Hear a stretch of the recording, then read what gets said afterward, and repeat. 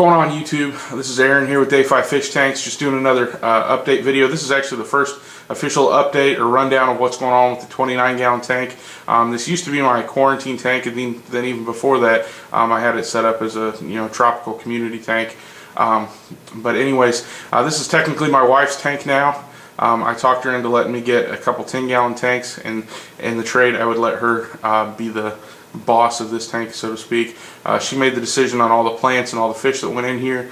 So I'm just going to give you a rundown of everything we've got going on. I've got, for the substrate in this tank, it's organic soil capped with Eco-Complete. Kind of call it a super substrate. Eco-Complete's really good on its own, and so even with the soil underneath that, it makes it even better. Then for lighting, it's not really high lighting, but it does a pretty good job. It's a 48 watt T5 2-bulb T5 HO setup, so 224 watt bulbs, one 6500K, and then one rosette plant bulb. It's not highlight, it's still technically low light, but it does pretty well for this tank. Everything seems to be doing fine with it. For the plants, we've got in the back left corner, if you can't tell already, that's Rotala rotundifolia. In front of that is an Amazon sword, and then next to that is Anubias nanji, is what it's called. The one right, that smaller broadleaf plant right there next to at the base of the driftwood. Then on the driftwood we've got some Anubias nana, and then in the foreground that's dwarf sedge. It's actually doing pretty decent in this tank. It's not doing so well in my other tank, but it's doing pretty well here. In the back was, we didn't order this, we got our plants for Peabody's Paradise, and he always has a tendency to throw in some extra plants. Or actually, no, wait, we did order these. And I was actually going to put them in the other tank. My wife wanted me to put them in this tank just to see how it does, but it's a narrow leaf chainsword. In the back right corner, the reason why it looks so bare, it's supposed to be a Madagascar lace plant, and you could barely see it.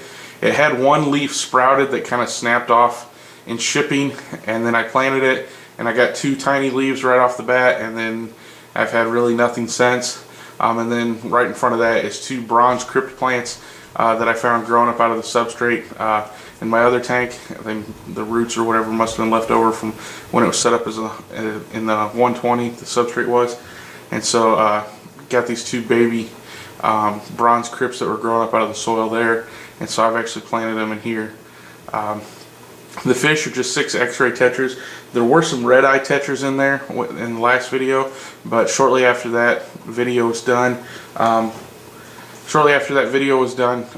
red-eye tetras started nipping at the fins of the X-ray tetras and drove my wife nuts, made her really mad, so we got rid of the red-eye tetras. Because my wife said the X-ray tetras, the most important ones. It was, like I said, it was upsetting her that they were going after, especially the two smaller ones. So we just ended up getting rid of them. But yeah, everything's growing in pretty well. There's still kind of a brown tint to the water because the driftwood is still leaching some tannins, but other than that, the tank's doing pretty good. I've got one of the 10-gallon tanks filled right now. Actually, I'll show it to you here in just a second. One of the 10-gallon tanks, I've got some, hold on. There you go. Got that filled up. You can't really tell, but there's water in it, and I'm setting it up as a quarantine tank. I noticed one of my spot fin shiners was starting to show some really good colors, which kind of tell me it's getting about that time of year to start getting my fishing gear together to go micro fishing again. So I'm just getting that tank set up in case I decide to bring any home with me. Really like the way the spot fin shiner is looking, so I may I'll put a video up of how the spot fin shiner is starting to show some color, and you guys will see what I mean. But it's getting to be about that time of year to go fishing again, so just got the quarantine tank, getting the quarantine tank going. Got some fish food in there to try and get the nitrogen cycle started. So, but anyways, back to the 29-gallon. This tank's been running, for about a month and a half. There's some snails in here. I'm not exactly sure what kind. There's some ram's horn snails, and I think pond snails are the other kind.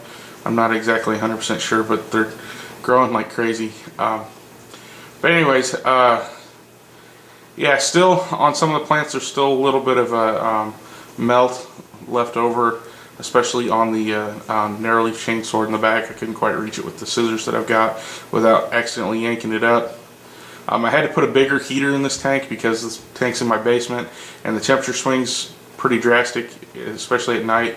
It can drop down to probably about 40 degrees down here. So I've got a big 200, I mean not massive, but I've got a 200 watt heater in here, and that handles the temperature swing well enough. But yeah, tank's going really good. Eventually my wife's going to do one of these update videos. She's been kind of camera shy lately, but yeah, this tank's doing really good. My wife really likes it. I'm having fun helping her with it. We're thinking about putting some shrimp in here possibly.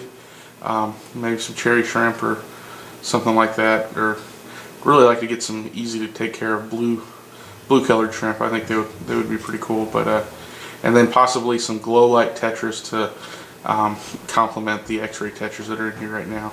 So anyways, thanks for watching, guys, and we'll talk to you later.